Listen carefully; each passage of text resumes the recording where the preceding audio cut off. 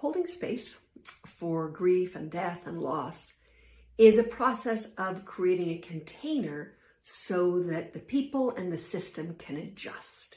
It's about making an opportunity for this huge shock, this huge disturbance in the energetic field to be integrated and to be metabolized.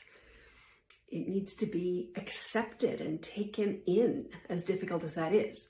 And that metabolizing happens through the physical and emotional bodies of the people in the system. They are its expression, its physical expression. And they do that by being present. It's hard to be present to a big loss and to grief like that, but they, as much as possible, try and stay present to what's true for them and when it's happening. So that's the role of the participants, I guess the grievers, you could call them, in the system.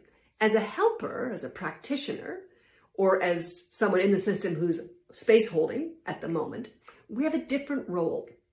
We're not trying to move the energy of this loss through our system because that's all consuming and we couldn't hold space that way. We're, instead of attuning to the individual who we are, we're attuning to the collective. We kind of configure ourselves like a tuning fork for the whole, not the parts of the system, but the whole. And every system has whole and parts.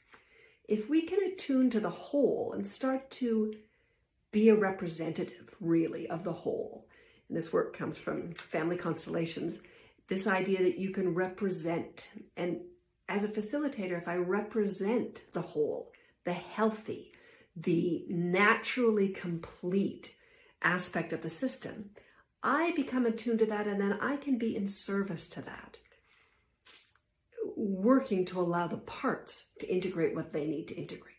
So they're very different configurations, whether you're a helper or a griever in any given moment. And we can go back and forth, but we can't be both at the same time.